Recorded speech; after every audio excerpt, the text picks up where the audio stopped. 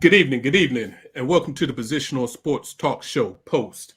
Live streaming on Facebook Live, Twitch, and our Positional Sports Talk Show YouTube channel. We are a sports talk show made for the fans, from the perspective of fans, presented by lifelong sports fans. We will provide our opinions and positions on the hottest topics in sports this evening. My name is Big Reg. I'm joined by two of my partners in crime. We got the professor in the building. What's going on, Professor J? Guess who's coming to dinner? What's up, fellas? What's up, fam? Let's get it going tonight. I'm excited. Praise the Lord.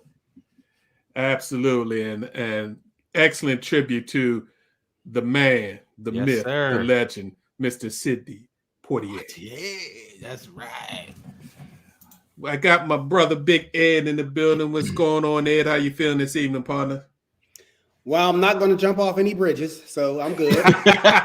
Thank you. I'm glad. I'm good.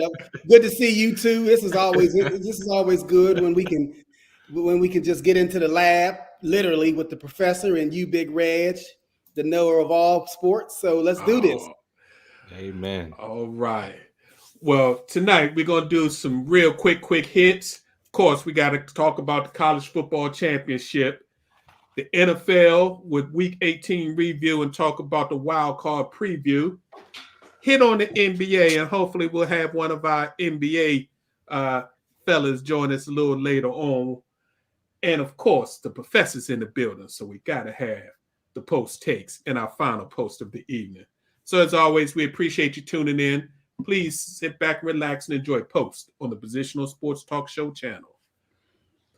All right, fellas, a couple of quick hits.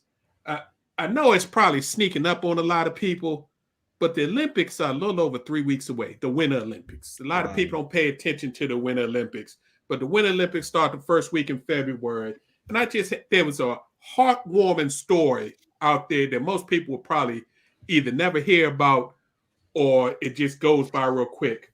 Olympic speed skater Britney Bowe, who is the top-ranked U.S. long oval female speed skater in the world, gave up her position to race in the Olympics in the 500 meters to allow the U.S. top-ranked 500-meter skater Erin Jackson make the team. If y'all remember, a few weeks ago, I mentioned that Jackson became the first Black woman to win a World Cup event in speed skating. Mm-hmm. And she's won actually 4 of 8 races this year. So she is actually one of the top-ranked 500-meter skaters in the world. But unfortunately, in the Olympic trials and a lot of sports, people say, especially for the U.S., that the U.S. Olympic trials is sometimes harder than the actual Olympic Games. She slipped in the finals in the U.S. Olympic trials and it came in 3rd. And they only guaranteed the top 2 positions place.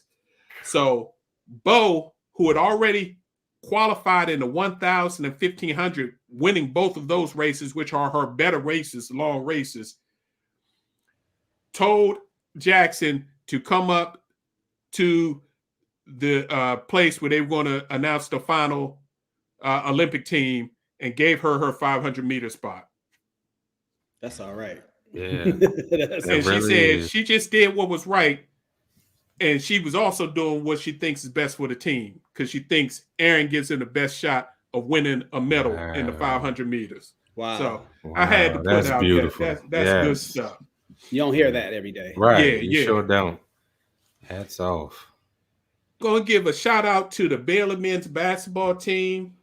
After winning the national title last year, when a lot of people didn't think they were, and they lost 3 of their top 5 players, they are still number 1 in the nation this year and have been the number 1 ranked men's basketball team for several weeks. So shout out to what they're doing down there. And I can't forget about the ladies. And Dawn Staley and the University of South Carolina Lady Gamecocks are number 1 with a 15-1 record doing their thing. So we haven't talked much college basketball because their season's been real crazy with all the COVID cancellations and all that. But we will get into them as the NCAA football season has gone by. Quick, since this quick hits, quick answer. Do you think they're going to repeat as champions, national champions, either team? I have not seen Baylor play this year, but if they play half the defense they played last year, they're going to be a problem when they get into the tournament because they won the championship last year, not because they had the best offense. Their defense was tenacious all the time. So if they play that kind of defense, they're going to be a problem, and they got every right because they got that confidence coming in. So as far as South Carolina probably should have beat Stanford last year. Remember, they missed that last second shot that bounced off the rim and fell out. Right. So I think they're going to try. I think they got a good shot of winning it this year, assuming they don't have any issues with COVID. Good stuff. Well, and last but not least, this Novak Djokovic scenario is taking a life of its own, man. I mean, that's sneaky right there. I see what you're doing there. This is crazy what they're doing now. Last time we spoke, we told you got a special exemption. Well, as soon as that news broke in Australia, the citizens went nuts. They were not happy. So the prime minister stepped in.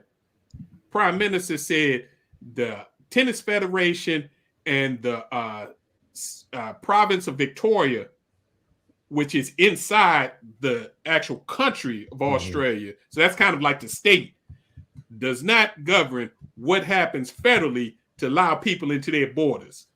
So they detained him at the airport. They kept him at the airport for like 8 hours, took his visa, and then put him in an immigration hotel. You know what that is. And they gave him a choice. It's like, either you're going to stay here with no contact to anybody, or you can leave, but you got to go home. Right. So he filed a lawsuit.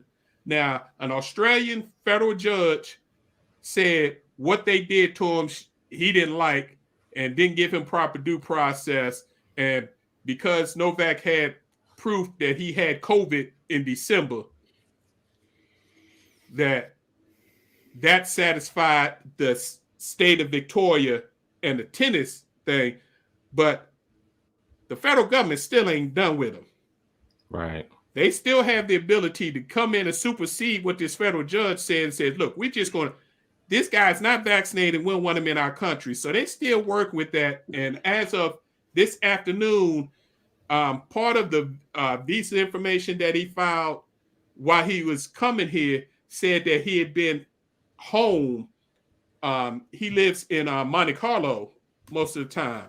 And they've got images of him in Yugoslavia, which is his home country, and some other country within that time frame. So it sounds like they just going, look, we don't care what you do. We just want you to leave and not make us look bad. So keep tuned. The Australian Open starts January 17th. So that's this coming Monday. So we'll see if they'll actually be able there to play in the tournament. Yeah, we'll see. Because like you say, it ain't over yet. Yeah, this is crazy. This is crazy. I think it's over because I actually listened to that press conference pretty much the entirety when the president first came out and announced that. And he said and verbatim, look, I don't care who you are. It doesn't make a difference who you are. Mm-hmm. You know, we have laws. So I'm actually surprised. Well, I guess I am surprised, and then I'm not surprised that a federal judge jumped in. Maybe some money was involved in that. That's what it that's what it sounds like. We'll see how that turns out. Yeah. And now both prime ministers, the prime minister of Yugoslavia is going at it with the prime minister of Australia, and the prime minister of Yugoslavia said, please don't. He's one of our national treasures. Please don't embarrass him and treat him badly. Because they was pissed that they had him in the same detention center that they got refugees and stuff. Yeah. He was like, I got a private house and I'm already renting. Just let me go to the house and I'll stay in the house. He was like, nah, you're going in. Yeah, there was a young lady that was a star as well, and I think she did go back home. I forget her name, but they reported on her too. She was detained in the same place, but she decided to go ahead and go back home. Yeah, she was one of the top doubles players in the world. She was like, yeah, I'm not doing this. So It's going to be interesting. All right, so I know everybody's waiting to hear Ed Nye's take. So let's just go ahead and talk about this college championship game. First and foremost, I want to start out by saying congrats to the University of Georgia and Kirby Smart for winning the national title.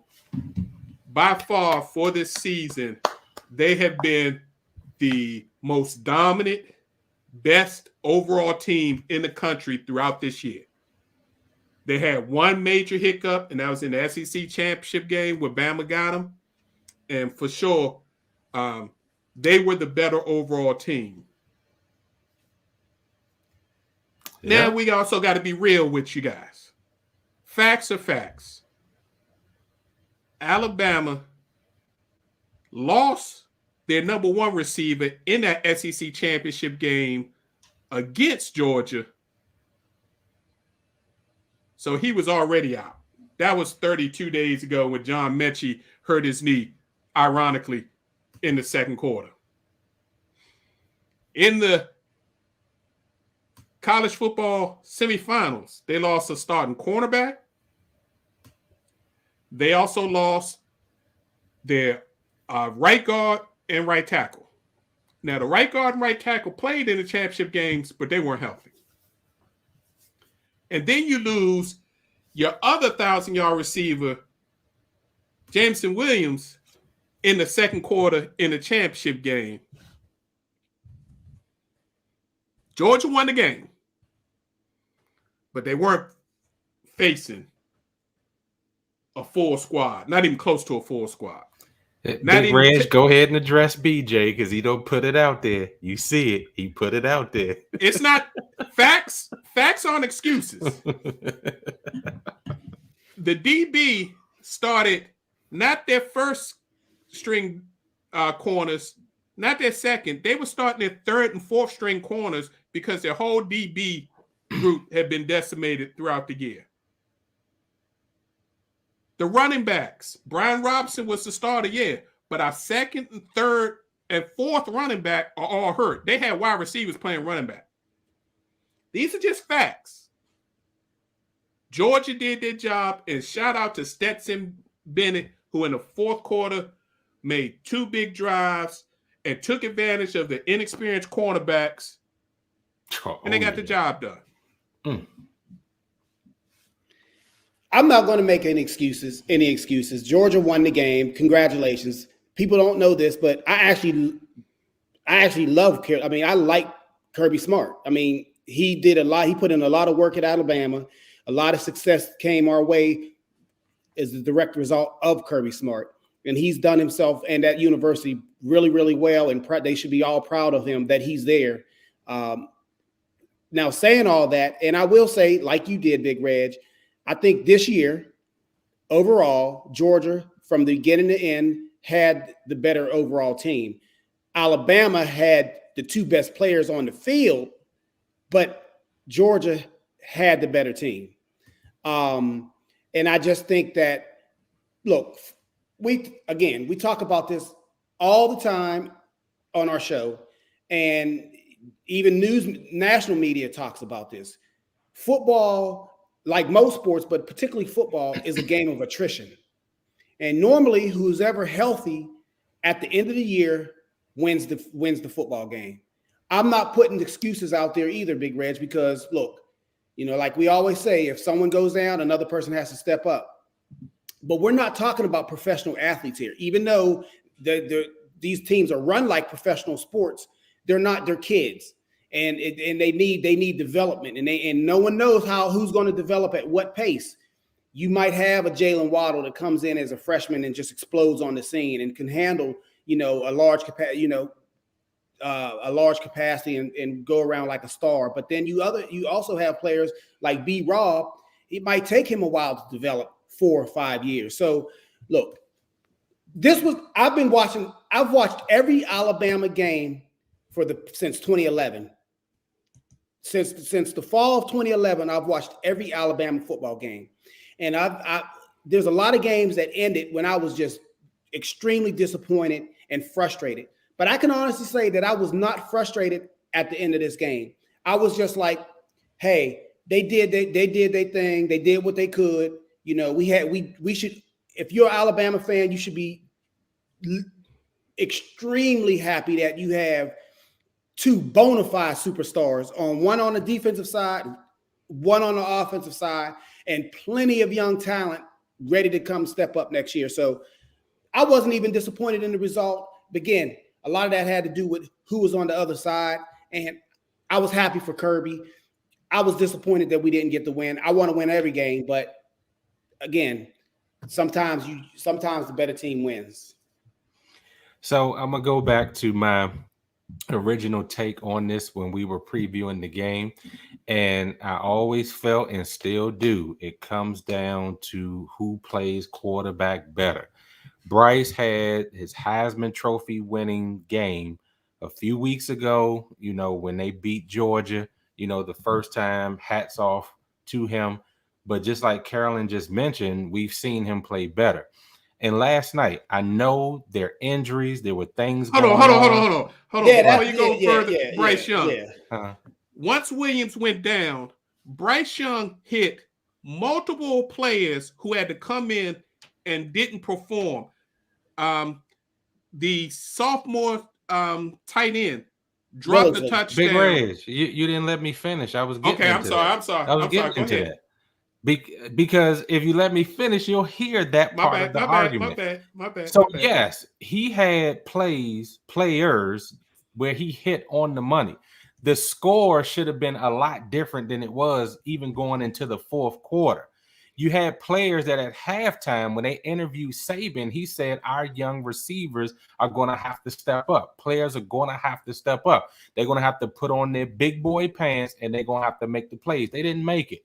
So Bryce, I'm not at all saying he was at fault for what happened, but still, at the end of the day, when you look at the numbers of a quarterback, they would have been a whole lot different had those plays been made. Now, I agree with a lot of people. Alabama will be back. It's like they win every other year anyway. It's tough to go back to back. But I think last night we have seen him do things better. Even if you go back to the first Georgia game, in which they still brought the press in the rush against him, but it just seems like he handled it better, even getting the ball out in certain situations. He threw up a couple of prayers last night that both ended in interceptions, and one was a pick six. So those things have to also be magnified as well. I just think that it's unfair, though. I honestly think it's unfair because if you watch that game and if you watch the SEC championship game, he was not under duress like he was last night. Last night, Kirby was like, and the defensive coordinator, who's on his way to Oregon this morning for Georgia, he said it. He brought his guys together and said, this, when Williams went down, he said, this changes everything because if you watch that one play with Williams, Bryce actually, that was a bad throw. Again, he was under duress, but that was actually a bad throw because Williams was open by 20 yards. But all I'm saying is the man took a beating and he still kept it. He had the last throw when they had a chance to come and tie the game and potentially go into overtime, maybe. That was okay, I'll give you that. That was a bad throw. But again, that was a Taylor Heineke throw right there. That was a bad throw. But if you look at the totality of his game, just being in the game, it was all on him. He had literally no time to sit back in that pocket, scan. Like the time that his counterpart had, he didn't have anything close to that. And he didn't have anything close to that technically in the SEC championship game, but he had a little more time. So I just think it's unfair to come down on Bryce. People, even the national media was saying, well, we've seen Bryce play better. Well, yeah, I've seen him play better against Sisters of the Poor. But he wasn't playing. People saying I'm not coming down on him by just pointing out some of the deficiencies in his game last night. We know he can play better. Real quick, as far as Bryce playing better, y'all do realize that Bryce was 35 for 57. So way over 50% passing for 369 yards. If you factor in all the drops, and a couple of them were bomb passes that he put it right in the player's hands, he would have thrown for over 500 yards in that game and had multiple touchdowns. Mm-hmm. So, and Stetson Bennett threw 2 fourth-quarter touchdowns. Give him that. But Stetson Bennett was only 17 to 26 for 224 yards. So Bryce outplayed him. And Bryce was hit 30-something times at 6 feet 190 pounds soaking wet. And you know what you alluded to? One team had a running game, the other team did not. That also hurt in the fourth quarter as well. The line of scrimmage won and lost. The line of scrimmage, Georgia won the line of scrimmage battle. Yeah, I think the defense definitely won it for Georgia. Yeah, and they attacked that right side of Alabama's offense because they knew that the right guard and the right tackle were playing, but they were injured. Yep. So, I mean, Georgia won. Georgia was the best team. That's the first thing I was about to say, yeah, that's the best team all year long. Mm-hmm. And then once Williams went down, as the defensive coordinator said, that changes everything because Alabama was still leading then. They ramped up the pressure on the quarterback because they knew none of their young receivers could get open. None. And that's why Bryce chucked a couple of those balls out. Yeah, and we're not even sure if Bryce threw the wrong ball or if the young receivers didn't run the right routes. Yeah, their routes were terrible. And there was one player, and I'm not going to mention his name, but there was one player that had his worst game that I've ever seen him play at Alabama. He blew blocks, which caused at least one sack that I remember. He didn't run routes correctly, was receiver on one of the routes that early on that caused the interception where it looked like he couldn't get away from the DB that was in front of him, and Bryce was throwing a timing route, and this dude was 4 yards short because he couldn't get any separation from the DB. And he entered the transfer portal today after his horrible game. So it is what it is. It's not excuses. Yeah, BJ, you were way off. Yeah, BJ. BJ, listen to the show. If you we're not making excuses. And again, these are just all right. But again, that's your opinion. What you're entitled But Ed, to your point, BJ, you one of our normal listeners. These guys have said even when close wins that the injuries factored in even those. So that's not really true. They didn't just bring that up from last night. We've been talking about that since Alabama started having significant injuries. So that part isn't true. So I had to point that out to you. Yeah. But shout out to the SEC.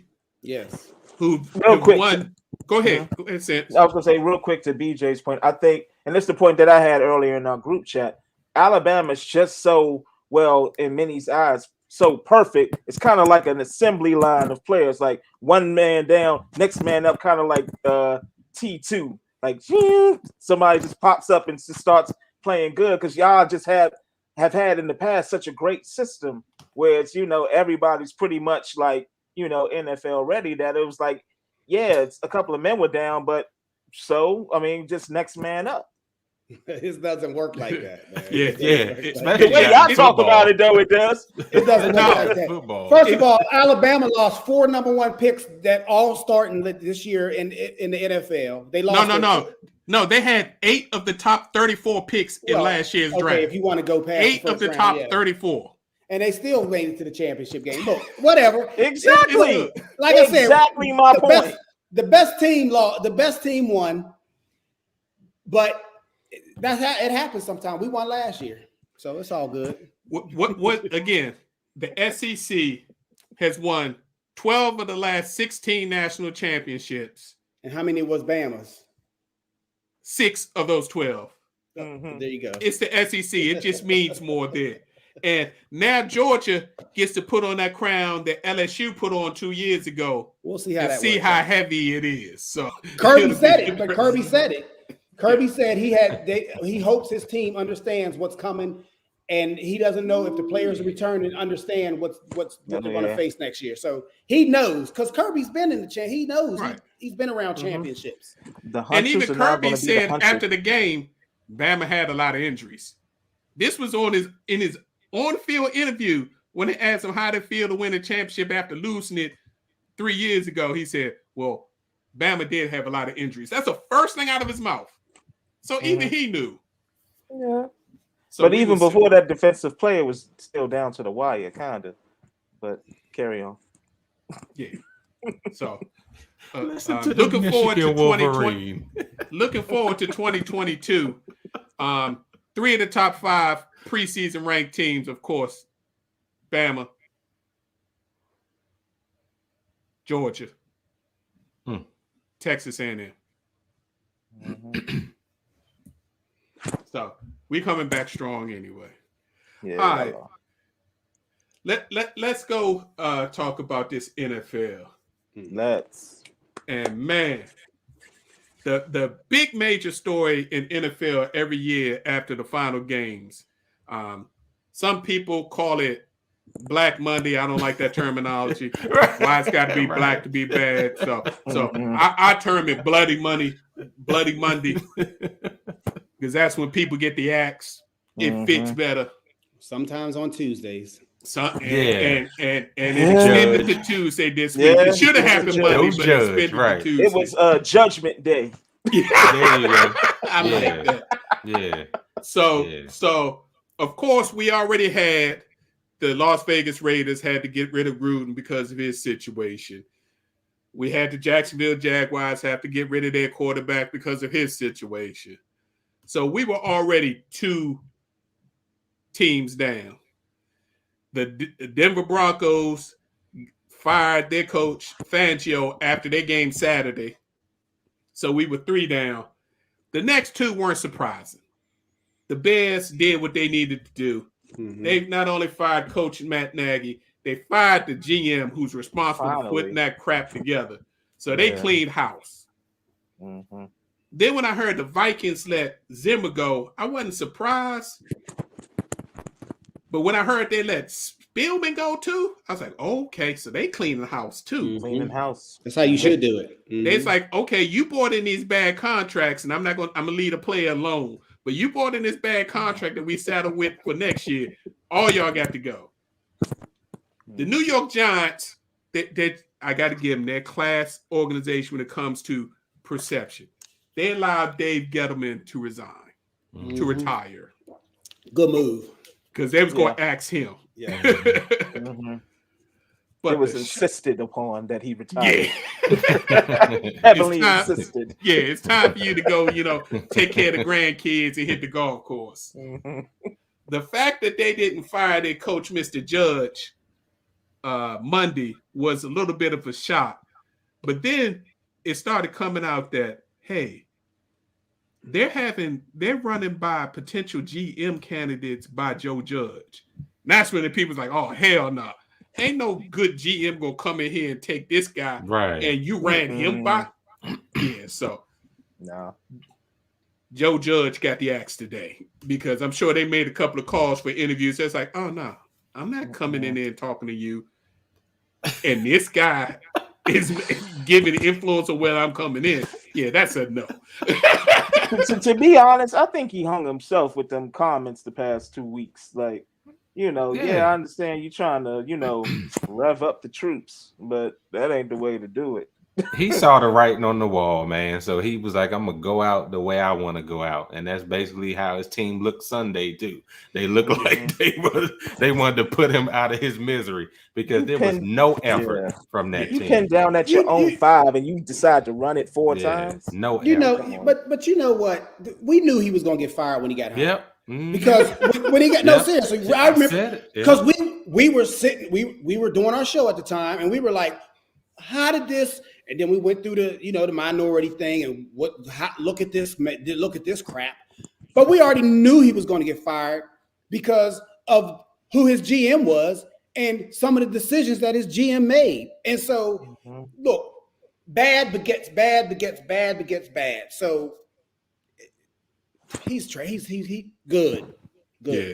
Bye. And unfortunately, the shock of the day, and I don't know why I was shocked because it happens all the time in the NFL. And as BJ said, it's a shame that black coaches get treated the way they get treated in the NFL. But the Miami Dolphins let go of Brian Flores after 2 winning seasons. And those are the only 2 seasons you can really count him on. Because if you remember his first season, what was the tagline for Miami? We're tanking for Tua. Yeah. The front office was purposely trying to lose. Actually, they traded away the few good pieces that they had to other teams to get draft picks because they didn't want to win and they wanted to get the number 1 pick. And Brian Flores almost threw a wrench in that because he won 4 of the last 5 games that year, and they ended up with the 5th or 6th pick, but they still ended up with Tua. Mm-hmm. So then you add the next 2 years, we actually, okay, you in control, you're trying to win. The man wins 10 games and 9 games. And if you deal with what he had to deal with this year, where the organization was openly pursuing Deshaun Watson for half the season, and you got a young quarterback who you were pulling in and out of the games last year with Ryan Fitzpatrick, how do you think he was feeling this whole, and this guy held it together to win 9 games, win 8 of the last 9 games once all that nonsense went away? Yeah. I'm not even going to talk about the black component in this whole situation, but I am going to, because we can go into that in detail. But I am going to say, I was listening to Hall of Fame coach Jimmy Johnson. He's the architect of the Cowboys, Hall of Fame football coach, and he said something very interesting. He said one of his mentees called him when he was considering leaving University of Miami, Butch Davis, and he was on his way. He was considering going to Cleveland. And Jimmy Johnson said, he told him this.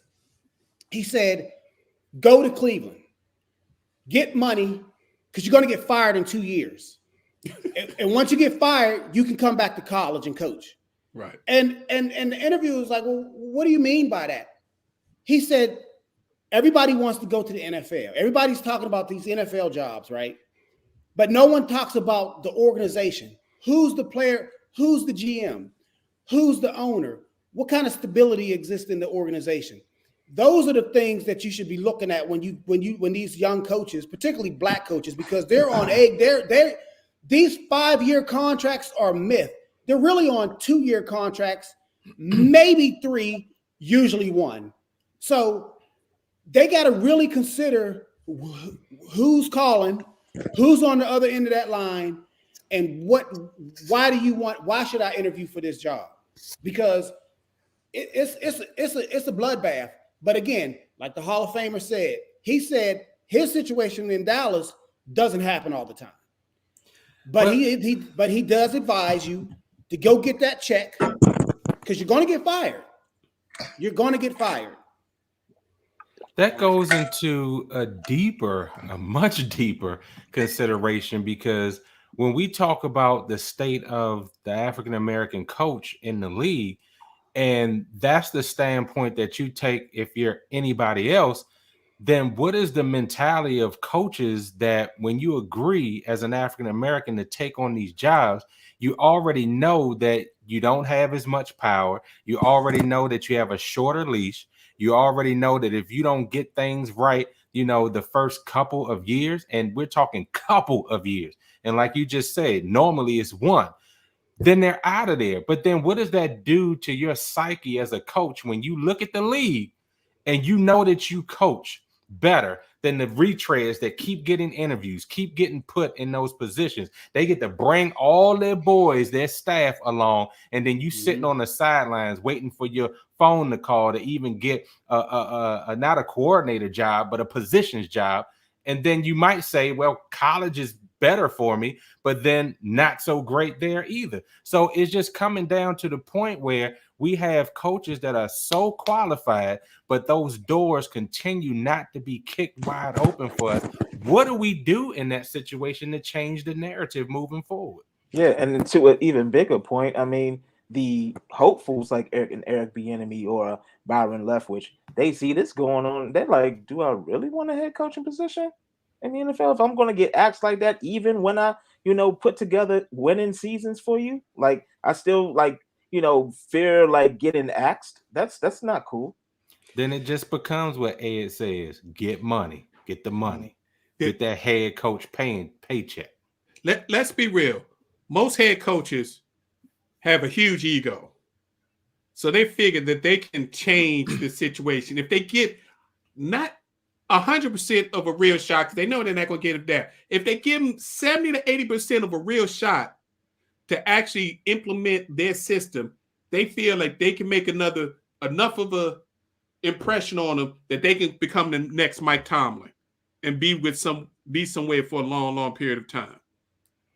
But it takes the that doesn't organization, happen. right? I was about to say, not Because- every organization is Pittsburgh. Right, because the Unfortunately. things that are coming out about Flores now, he was too tough. He was Right. hard on the player. He ain't want to listen. Like, think about that. None of Didn't that was what- coming out when they were winning, but all Right. of a sudden now that he's gone, now he's this type of player, which that messes up his future hireability, because when some of these bums like Joe Judge and the guy that was the Jets coach with the crazy eyes, you don't ever hear them talk about their character in a way that they talk about African-American coaches, and then it ruins their ability to get their next job. I mean, You know Jim what? Caldwell, we brought up Jim Caldwell just 2 weeks Jim ago. Caldwell. He was Lovie a Smith. phenomenal coach. Lovie Right, Smith. Lovie Smith.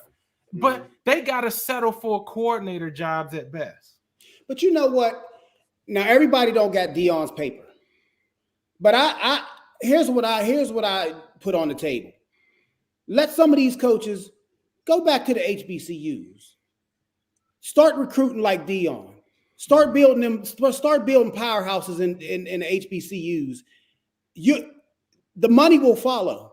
The money in today's world, this isn't 1960, this is not 1970. The money will follow, because at the end of the day, everybody wants to win. And if everybody wants to win, they want to come down there, and they're gonna come to those HBCUs. Those HBCUs are going to be built up to a level of what we're seeing, like we saw last night.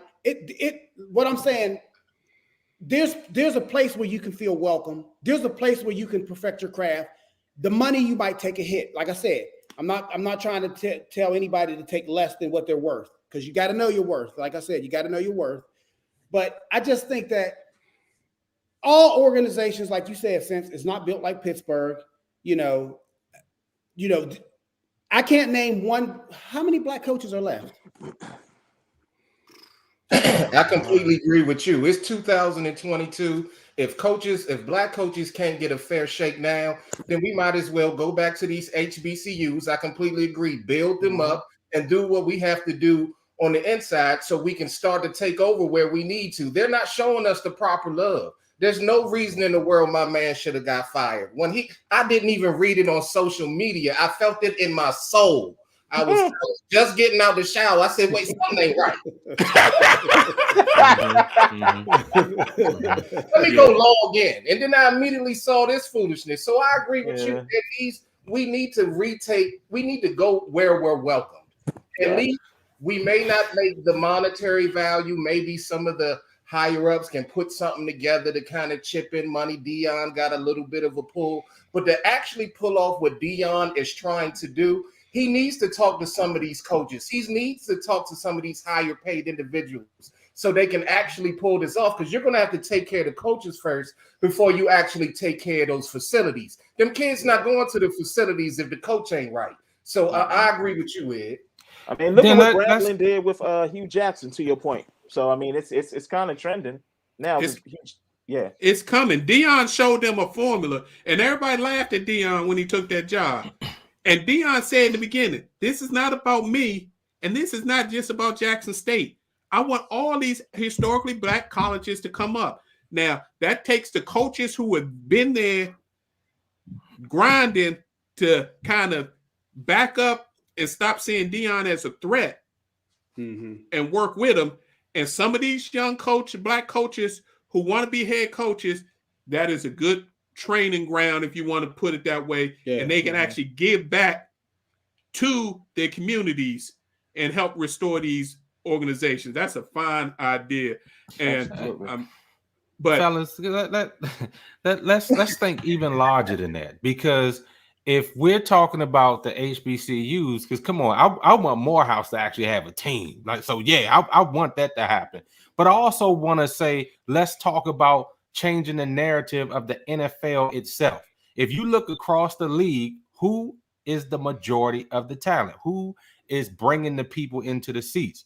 If it's our players that are doing it, our sons are busting their tails to get to that level, to make that money, to make that prestige, let's just not transform HBCUs, but let's transform the league as well.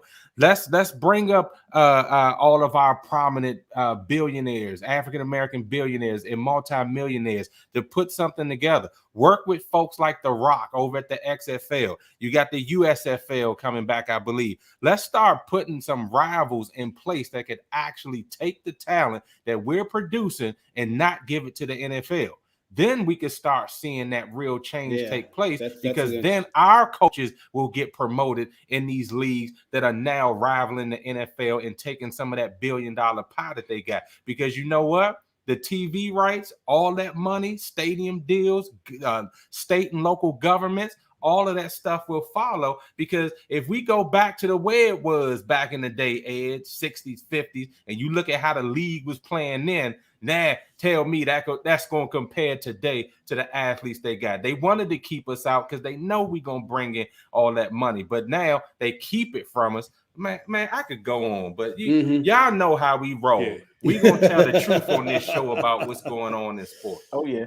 It's going to take multiple billionaires to back a plan like that. And that could work. That's the only reason why the XFL hasn't worked and all that, because there was only one guy that had the cash, and they was only willing to lose so much. Because you're going to have to be willing to lose hundreds of millions of dollars for a few years to build it to a point where you start making billions. Yeah.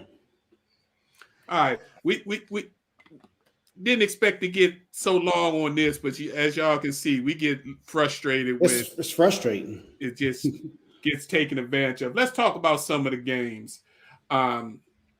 The week 18, that sounds funny to say in itself. Week 18 started Saturday, and that started the teams that had nothing to lose, that were out of the playoffs.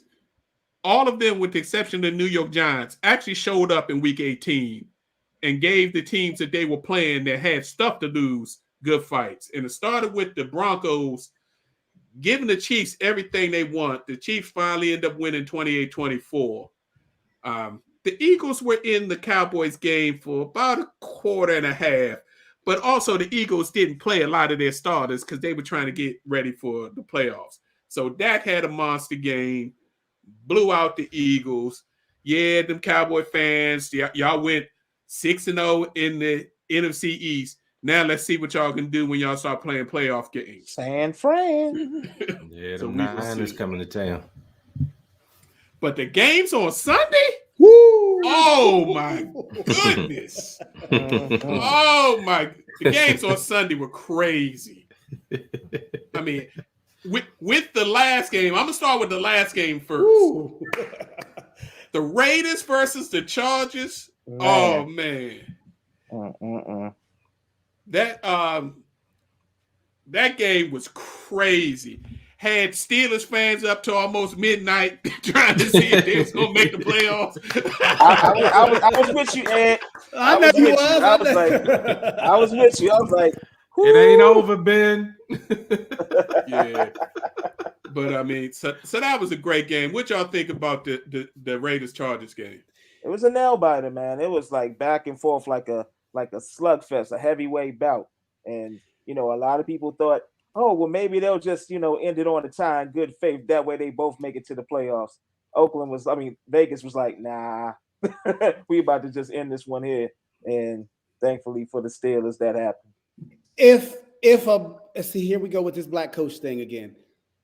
If a black coach made the decisions that the Chargers head coach made that game, for instance, going on fourth down. Yeah, on the 18. On his 18. Oh my God.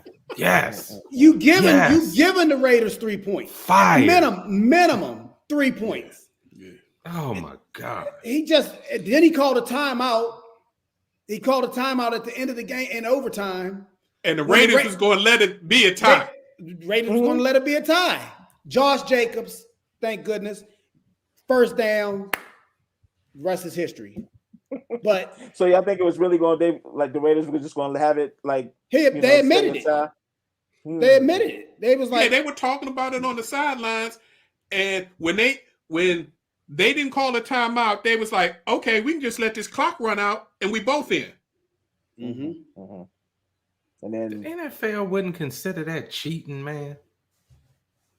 Because that's crazy, man. See, stuff like that just really makes me irritated about sports in general. Because it's not like they were on the other side of the field and it wouldn't have mattered. They were still in field goal range. So why would you allow the jump to just run the clock out? That really irritates me that was even a possibility. Yeah, they weren't in the field goal range until that last 8-yard run. I don't care, Big Reg. They could have kicked it. They could have missed it. But the fact is, at least try to win the game instead of just saying, "Oh, we just going to end in a tie." That just stunk to me. I'm glad he did call a timeout because I wanted a conclusion to that game and not like a team like the Steelers not getting in because they decided they was going to sing Kumbaya and just allow the clock to run out and walk away with a tie. Walk off hand in hand. But I like Derek Carr. He's the kind of quarterback that I wish we had in Washington. Yes. But, man. That dude is gritty. He grinds. His team loves and respects him. They rally He's behind everything to that team. And I love, they rally around him.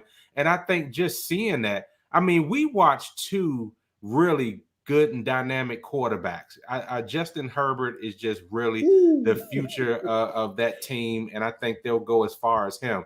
I just think it came down. I'm happy for my dad that the Raiders won and they're in. You know, it's just having a good feeling in the Bradford side of the family. Yeah. If you think about Carr's been in the league for 7 years. He's had 5 head coaches. I know, and that sounds like Washington. 6 offensive coordinators. Whew. How are you going to succeed with that? Jason Campbell. And plus with their off the field stuff too, this was definitely it pulled at the heartstrings too, like for them to overcome so much to make it to the playoffs. They never gave up when many people wrote them off like, man, how you going to overcome this? And they did. If anybody earned an extension, Carr earned an extension. He's got 1 more year left on his current contract. He earned an extension because he carried that organization after all hell broke loose this year. So, and he conducts himself like a professional on and off. Absolutely. He does. Yeah. He does. And even go ahead. I was gonna say, even quoting Kobe when he was interviewed, like, job's not finished. And he's 1,000% down with the Raiders because y'all remember in the summer when they were talking about possibly rumors out there is trading him. They're like, y'all can trade. You can trade me if you want to. I'm not going. BJ, you crazy. But BJ, why were your people even in the situation they were in? Because we tied raggedy Detroit. Because we tied Detroit, but in the actual game, the Indianapolis Colts laid a freaking egg in Jacksonville. My man Wentz. We knew it was coming. We knew it was coming. We knew it. I feel. Yeah, I mean, Wentz is just terrible. I don't think he's a professional quarterback. See, before it was just the injuries was bad, but now it's not even his injuries. It's just like he sucks. It's just he can't play the game. He sucks. Yeah, he looks shell-shocked. That's a quarterback that looks shell-shocked. He just can't get out of his own way, and that's his story. He just can't get out of his own way. Who's this? My cousin said the Colts. Oh, Wentz. Yeah, look, man. Well, yeah. It was right. It was wide open for him to win it, But he showed that same moxie in Philadelphia. He just can't get it done. That's why they got rid of him. Yeah, Wentz is a problem. Wentz, unfortunately, is actually, I'm not even going to use that parallel. Wentz is probably a backup quarterback now. Mm-hmm. He may have 2 good games a year in him, but if you have to rely on him, you got a problem. Just think about it. He had an 1,800-yard rusher and didn't use him, and had a worse record at Indy this year than they had last year with a quarterback that was half retired, who had already accepted a head coaching job for a high school football team and had a noodle for an arm. And the crazy part is Rivers would have came back to play for him this year. Yeah. With no problem. Yeah. His name should be Wets because he definitely wet the bed. Crazy. Oh man. So let's talk about your Steelers. I mean, in a classic AFC North battle, two teams that offense wasn't pretty, the defense was gritty, but they got it done in overtime. I'm gonna just keep it real, man. We suck. Look, Pittsburgh. I'm glad. Obviously, I'm glad Pittsburgh won the game. But I got to keep it. I got to be honest. Ben is done.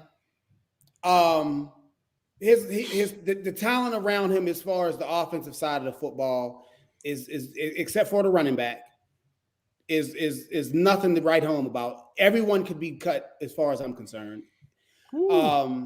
As far except as for your boy T.J. Watt. Shout out to T.J. Watt. No. I said on the offensive side. Okay. The defensive side, we got two players. We have Watt, and then we have Hayward. Other than that, we just biding time right now. So they made the playoffs. Congratulations. I watched what I saw in the game. I seen two flawed teams. The Ravens have their issues this year. Pittsburgh has their issues this year, and we made the playoffs. So congratulations. Ben lives to fight another day, but it's for naught. Yeah. You sound like you accepting an award, Ed. Talking about like I got so many people. A lifetime achievement. Right. See, people don't realize me and Ed are real. Yeah. We may like teams, but we real about the situation. Yeah. Man, we Don't all forget, real, we was talking Big Red. all year Go about ahead. Alabama's issue with the offensive line and stuff all like real. that. So we get real. Yeah. Well, yeah, definitely. I mean, y'all receivers are soft because y'all like them divas. Go back to AB. Whoa. That's what y'all like. I thought we was And getting Juju something doing special. TikTok. Hold on. I thought we was getting something special out of Notre Dame, and he ends up he wants to be a social media star. Him and Juju. But he can play though. But he can't catch. Now he can't catch, Big Ed. That's crazy. Now he can't catch. You know the dude can catch. So that's going a little bit Let's too move far. on. Let's move on. Two more quick games just to hit real quick before we talk about the wild cards. I'm sorry, the 49ers. Yes. They got they got your man Young Genius's number. The Rams have a problem if they have to deal with the 49ers. They can't. And his John name McVay cannot Bowe. beat him for whatever he wants to. And Deebo Samuel did work. Threw for a touchdown, ran for a touchdown, and then had almost 100 yards receiving. Work. Yeah. So, They ain't gonna have to worry about them again. I hate to say it, but I think Dallas gonna handle business on them.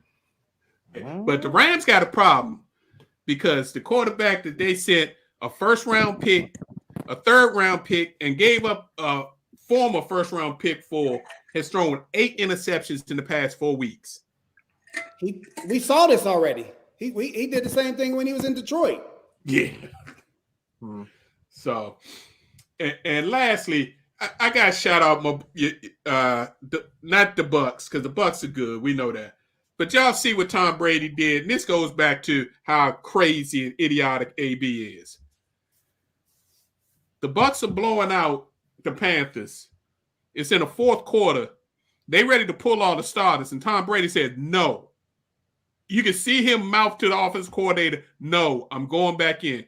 Because he knew Gronk needed one more catch and like 9 more yards for $1 million bonus. And he made sure he did that. And he got him to catch the next play and then came off the field. Quarterback. That's my quarterback. Had you stayed, AB, that could have been you, bro. Yeah. That could have been you. There was enough to go around. Yeah. So the number 1 seeds in the AFC are the Tennessee Titans. Number 1 seed in the NFC are the Green Bay Packers. So let's talk about some of these matchups that we got. Starting Saturday, you got the number 5 Las Vegas Raiders going to and facing the number 4 Cincinnati Bengals, 4:30. Who you got? I want the Raiders to win. I really want the Raiders to win. Me but too. Me too. I don't. I think playoffs are when like the big boys step up and you see like the experience overcomes the the flash in the pan, and I think the Raiders will show just that. So I got the Raiders. Yeah, I'm going Raiders, no doubt. Okay. Joe Burrow been playing out of his mind the last 2 games. If his knee is healthy, I think the Bengals offense might be an issue. Knees might get but tight. I would love to see the Raiders continue to win. The nightcap on Saturday is the trilogy. The New England Patriots go back to Buffalo. If the wind isn't blowing, do the Patriots have a shot against the Bills? Because the Bills would love to put it on them in Buffalo and erase that embarrassment from earlier this year. I take New England. Let's go Buffalo. Yeah, I think Buffalo gonna get it done.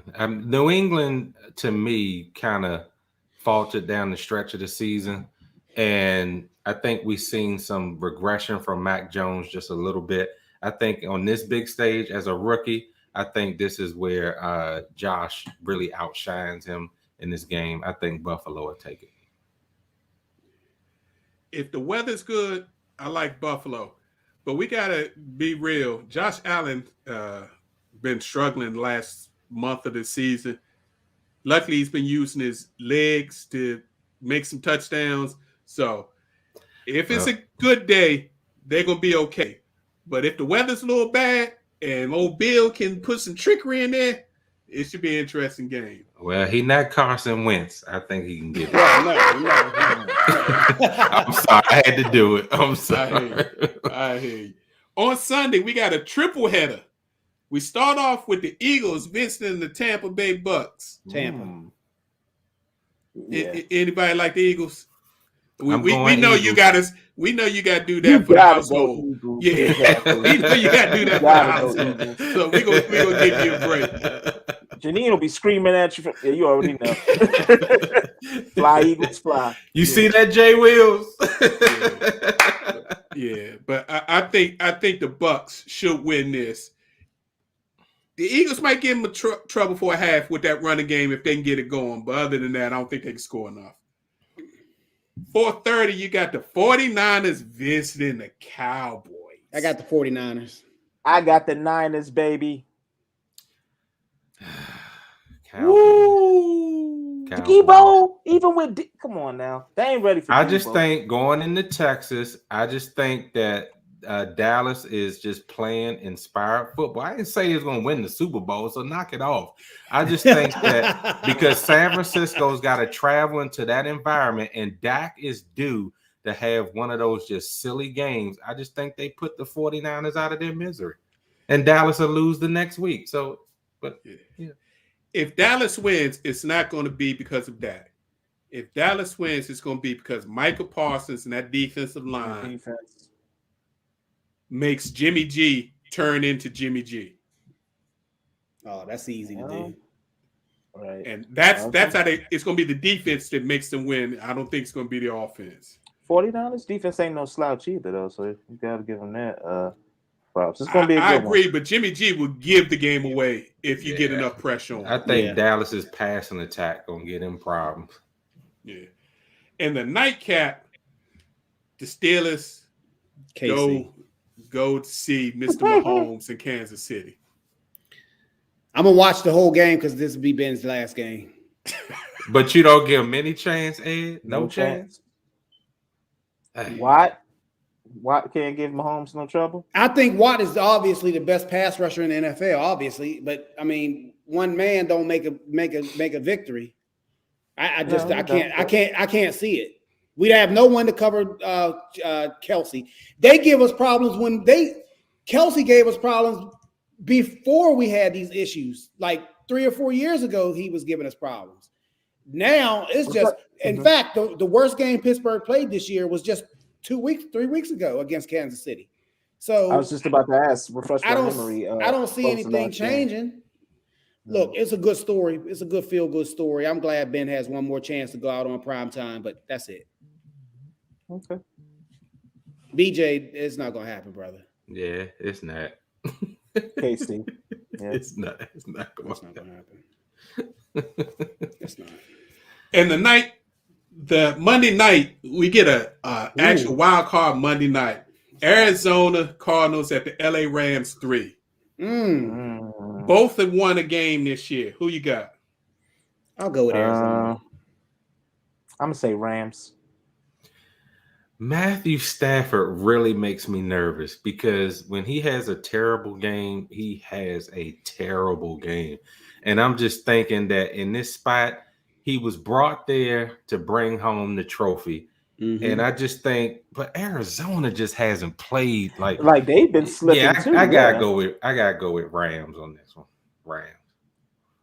Hold on, is D-Hop going to be back for that game? Or? Yes. Yeah, head down, man. I'm going Rams.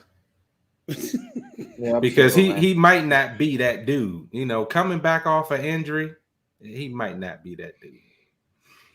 Cardinals have been playing ugly football, but if they get D-Hop back and they get JJ in this game, I think they could give the Rams some problems. I think they could give the Rams some problems. So that's the game of the weekend for me. I can't wait to see that game. Let's talk about the NBA real quick. And I'm going to let you guys hit this story real quick. Give us a couple of minutes about the Klay Thompson return. And if you give me a couple of seconds, y'all take this. I'll be right back. A couple minutes. I have a quick emergency that I have to go take care of. Yeah, well, Klay definitely James Harden first coined the term scary hours, but I think this was the term with Klay returning. Definitely going to be scary hours ahead for the opponents of that faces the Warriors. I mean, the man scored like 17 points in how many minutes? Like 18 minutes.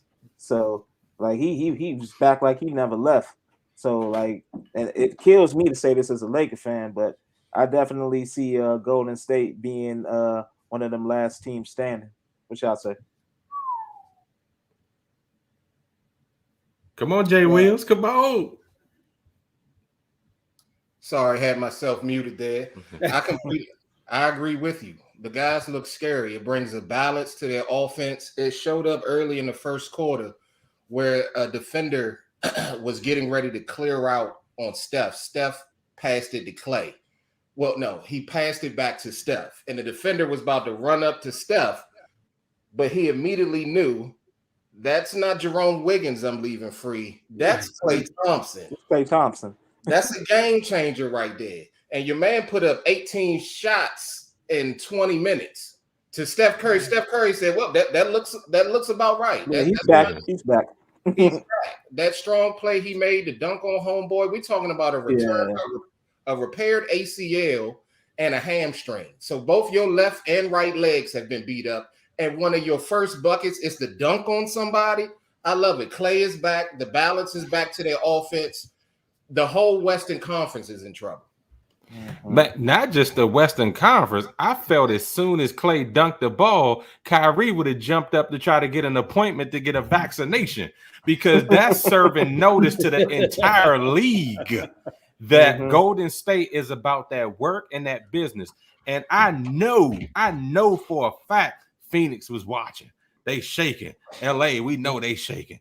But now they have served notice that not only do we have one of our monsters back, but we got this young nucleus that can rival anybody in the league. Because remember, they had the best record before he even stepped foot on the floor. Right. So now that you have him on the floor, who can compete with that team if they're on in a 7-game series? It's going to be real hard to say. And you know, I'm a Bucks fan, but seeing that, I was like, yo. Yeah. Who is going and to let's not forget Wiseman. Wiseman has yet to come back, so that's another one. Yeah, the Golden State Warriors are now legitimately 13 deep.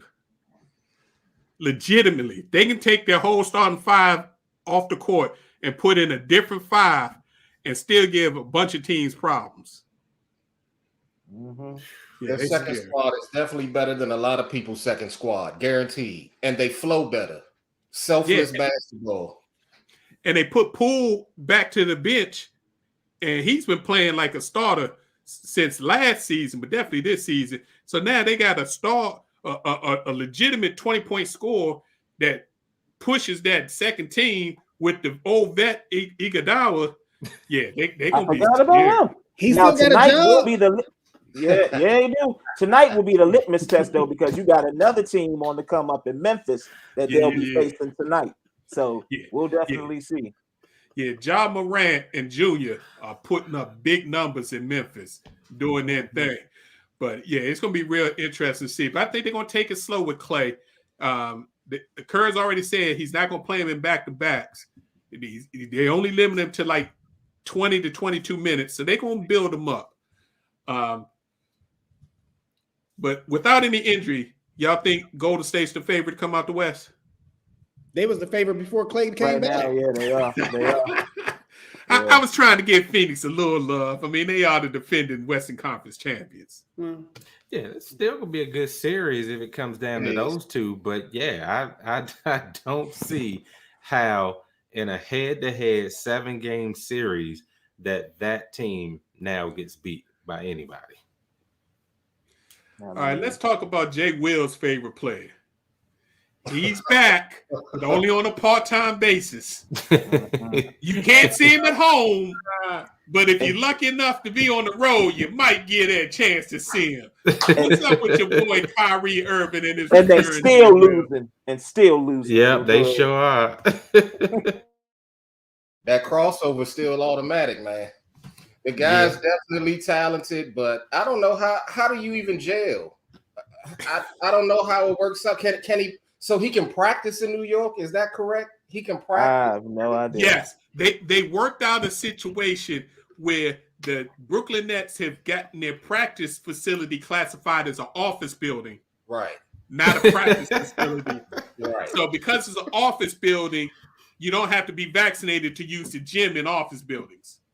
Wow. So I don't think it should work, but if KD, Harden, and them feel like they can work it out, somehow they can manage it. I don't know if the players or certain individuals are going to be too upset with them because they feel as though, look, that's your decision. You know, you got younger guys who really don't feel like you need to make this move for all of us. They seem like they're taking a step back. Who knows if they could keep it doesn't make any sense to me, but it may work out. Who knows? You got him on the road. If you get into the playoffs, he's there for the away games. No, but we don't know that, Jay Wills, because it might be a situation like Mr. Bill in D.C., who's already on the COVID list for the second time in a month. Another idiot. Because and he's not vaccinated. So he took his first shot, though. Okay, he's not fully vaccinated. He's not fully vaccinated yet. Come on, Kyrie, follow suit. It's gonna be crazy though. What if the Nets have to play Toronto? Who's playing better ball? And he can't go to Canada. He can't even play on the road then. That's true. Nope. How do you plan for a playoff push when you got a guy every other game or every third game? Because you play 2-2, 1-1-1. Now, is this much different than Kawhi when he was in Toronto with load management? Yeah, but Kawhi was there for the playoffs. Yeah. Well, yeah, that's right. That's right. He could play at home if he wanted to. That's true. Yeah. Okay.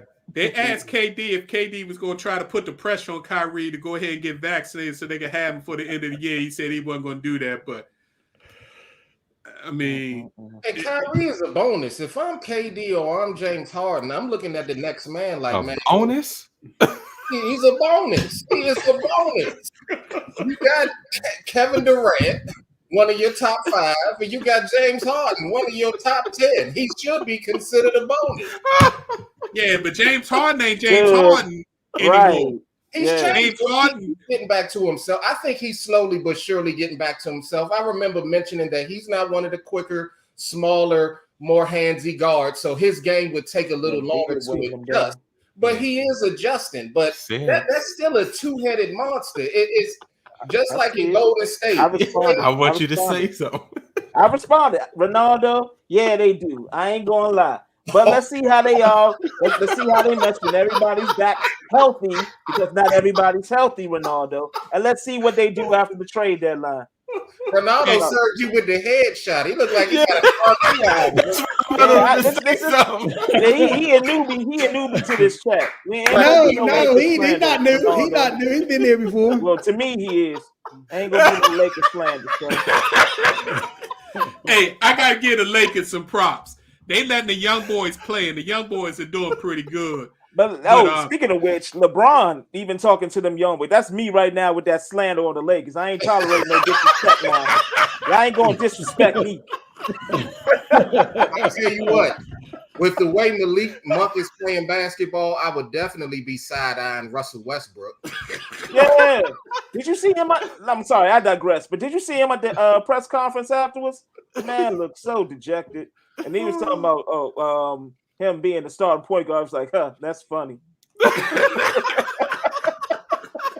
told y'all this was gonna come unraveled in LA. I told you. Yeah, it's a shame. Both LA teams are just dealing with one form of drama or the other. The Clippers can't get healthy. Yeah, and the Lakers seem like they can't get healthy, and they're getting older by the day. And your boy Westbrook is just like he in his own world. Yeah, he is. He in his own world. He like, hey, I do what I do. Go ahead and throw that comment back up. I need that photo. It's crazy.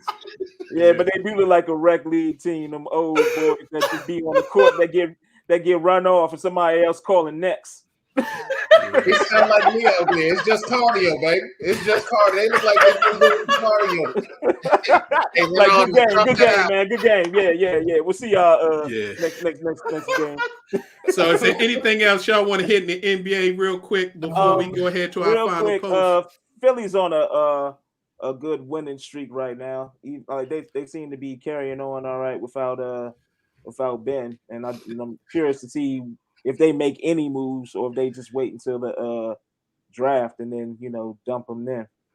Yeah, they got to resolve that issue. It looks like the players have moved on. Jay Wilson wasn't that funny, bro. Stop. Yeah, he's still that man was eyes watering, like, bro. Mine too. I'm sorry, that was funny, Joe. And the young point guard or young guard that's taking Ben's place is actually playing pretty good ball.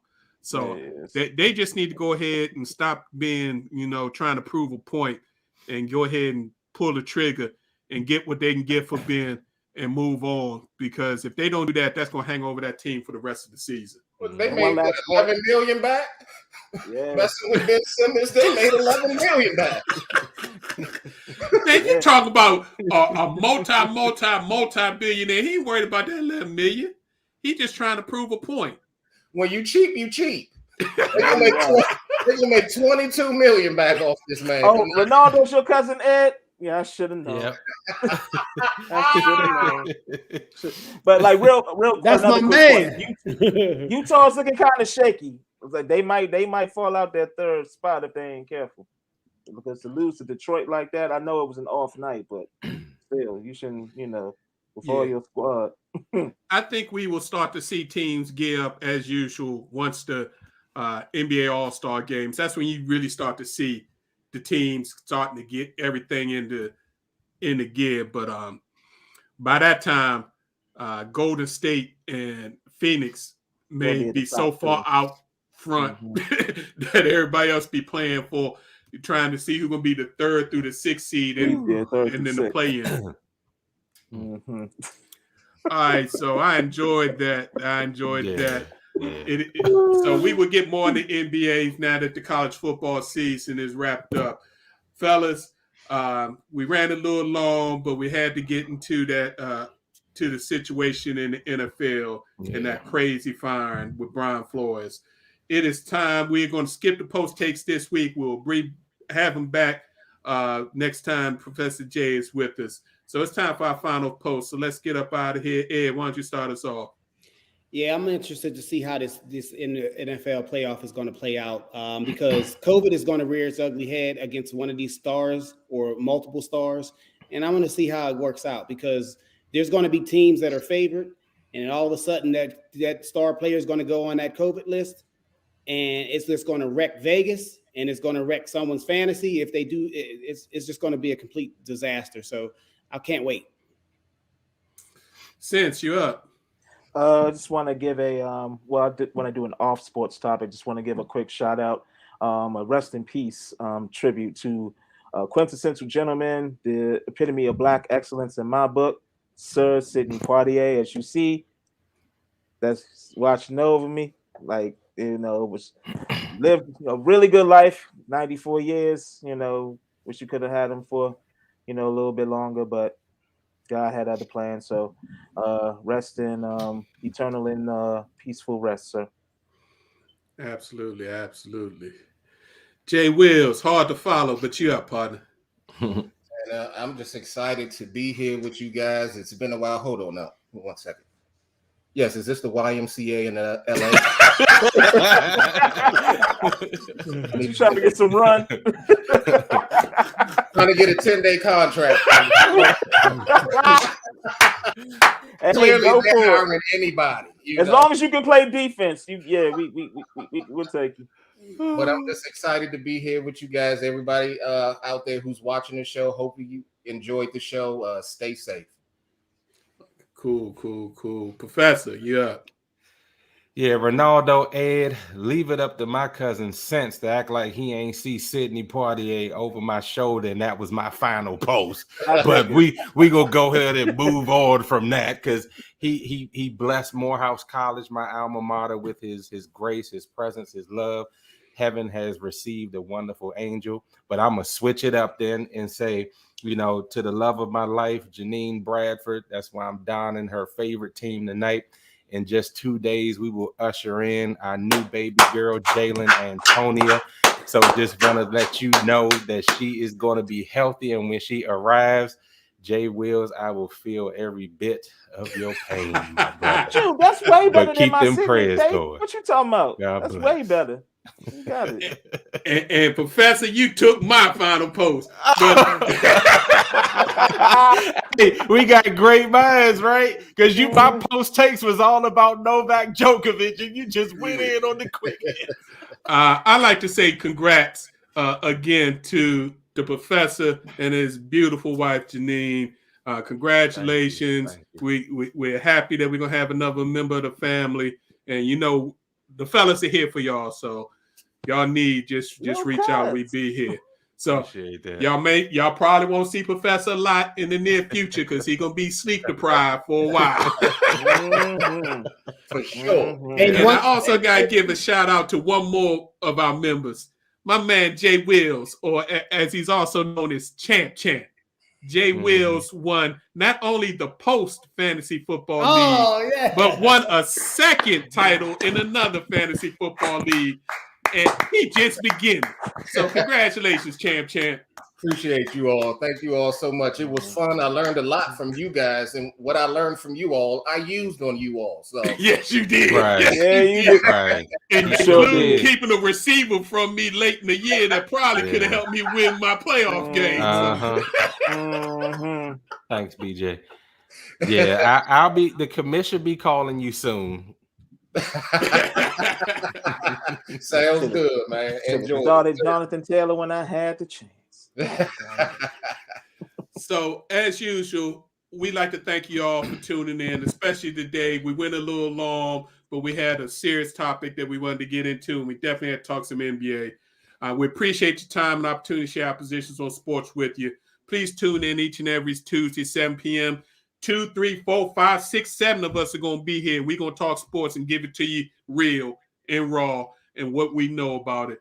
So, again, if you can't catch the live show, again, we're here every Tuesday, 7 p.m. Rain, shine, snow, we here. As long as we got power, we on. But if you can't catch the live show, you can tune into our Facebook page, our YouTube channel, Positions on Sports Talk Show. If you like podcasting, go to your favorite podcast network. Just put in Position on Sports Talk Show. We're there as well. If you want to get in contact with us, you can hit us up on our Facebook page or on Twitter at Positions on SPO1. We appreciate you if you visit any of our platforms.